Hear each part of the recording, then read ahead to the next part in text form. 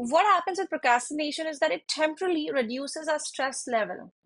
It's 5 p.m. and you are supposed to submit a report by 12 noon the next day. It's a very important report which gonna put you in the bad spot if you're not submitting it on time. But and you have a lot of work to do. And now there's a ping on your cell phone. You see, you check, there's a WhatsApp message. You take the phone, and then while you're scrolling, you also check, kind of check on the other messages. And then, Abhi, since you have opened your WhatsApp message, what you're going to do is that you're going to quickly move to the updates, the status part, where you're going to scroll and see multiple status. Oh, wait, hang on. Since I have seen my phone now, I've taken my phone, I'll also check what's happening on Instagram and Facebook, right? And then you just ended up maybe wasting a couple of more minutes. And now it's 5:30 p.m. and you know that this task is very important, submitting the report by tomorrow 12 noon, and there's a lot of in the back of my mind you are feeling very bad about it because you know the significance of the report and yet you're not taking the effort, and there is a guilt that is also coming in your mind that you have to really put in the efforts there, and you try to engage in the work, but then you remember, okay, now since it's already evening, what needs to be cooked at home, or what should I plan for the dinner, how should I spend my evening, and it's already around 6ish, and then you think, okay, it's 1 hour to go, why don't I just pack up my stuff and get ready to take an exit, because any which ways I will not be able to work. And this is how you have wasted your 2 hours doing absolutely nothing, in spite of you knowing that there is an important project to work upon. Why do you think does this happen? Be various reasons. A, the report could be something which is pushing you. It's a very difficult report. You don't have the numbers.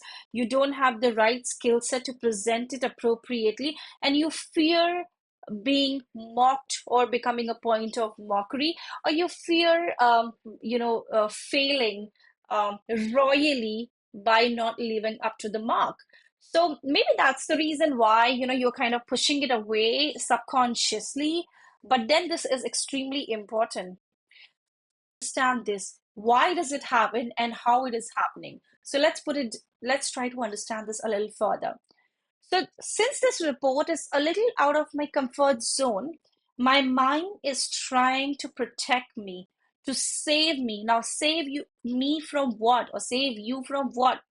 From failing, from becoming a point of mockery, from humiliation, and from any uncomfortable consequences that may get aligned because of you working in on this particular project. Why is it happening? The series of thoughts that are coming in my mind when I'm talking about submitting or working on that report. So task which has a lot of negativity associated with it, so which is the tasks which are dreadful, which are builds a lot of insecurity, or which may give you a feeling of incompetence, right? That generates a lot of negative emotions, and I think these are the tasks which you want to push away. The easy task which can be done on the go is something you will never push away. So it's extremely important to understand that things which has make which generates a lot of negativity in us, the negative emotions are associated with any task, we would want to push it away because our mind is trying to protect us from that embarrassment or from that failure or from that rejection. Now, so far, what I was trying to explain you is that procrastination happens, but there is a reason. Why do you usually procrastinate? So, if let's call it brushing your teeth, it's also an activity or a task that you do on a daily basis, right? You will never park it. You will never park it. Okay, you know what? I'm feeling bored. I'll not do it. You know what happens if you don't do it, and it's something which makes you feel fresh, it's something which makes you smell, which makes your mouth smell good, and I think that's why you're brushing your teeth and you don't want to park it ever, right?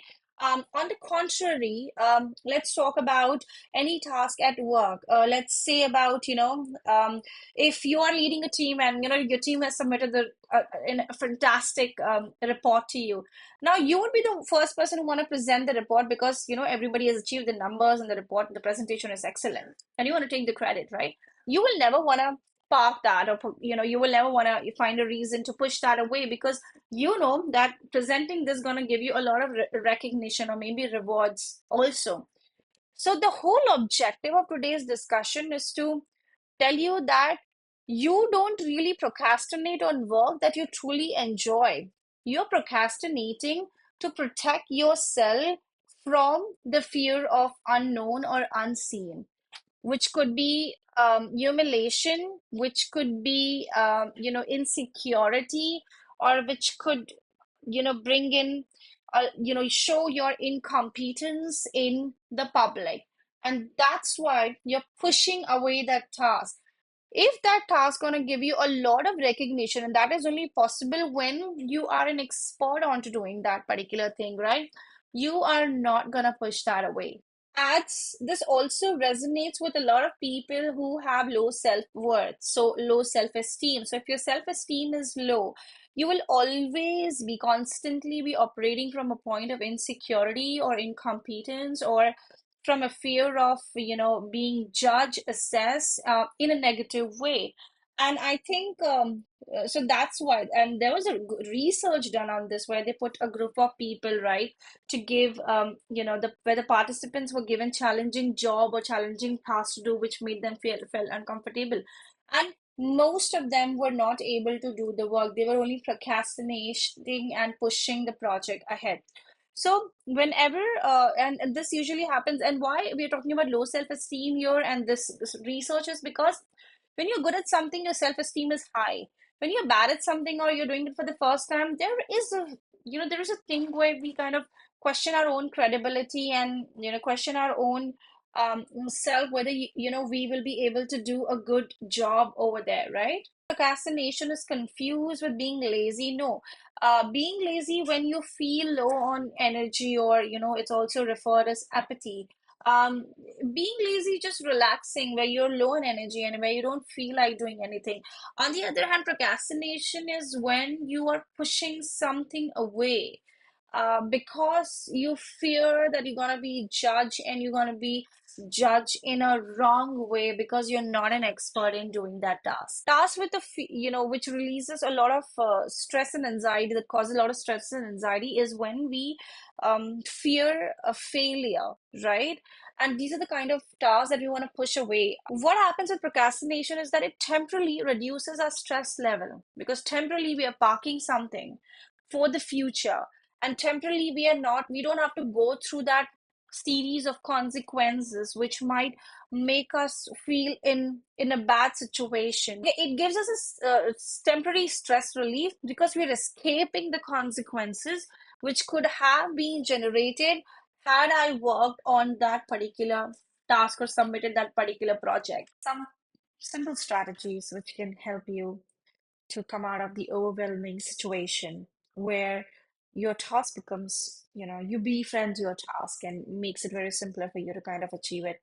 Number one is always break the big task into small bite-sized tasks, right? So if you want to eat the elephant, you cannot eat the elephant all at once. You have to cut them into pieces and then you eat the elephant.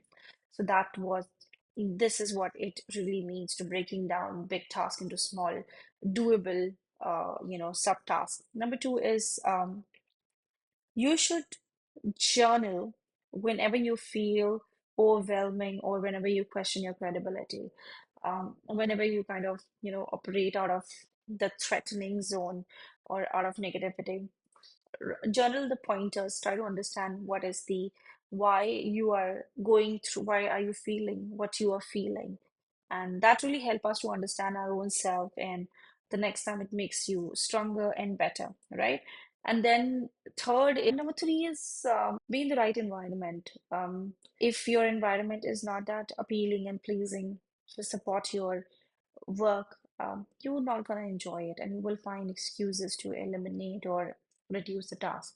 So it's important that you change the environment if it is not encouraging you to do your job well. With this, we have come to the end of today's session. This is Vinita Bausar, your host for the channel, the Vinita Bausar Growth Theory. The whole purpose of this channel is to help you grow. And if you have stayed for so long, thank you so much. Comment that you have watched the entire video and what are your, if possible, what are your key takeaways from the video. And please share to as many people as you can so that it reaches to more people, and subscribe. Click on the bell icon to subscribe to the channel. And in case you have any suggestions for me, you do put in the comment section and I will definitely look into this.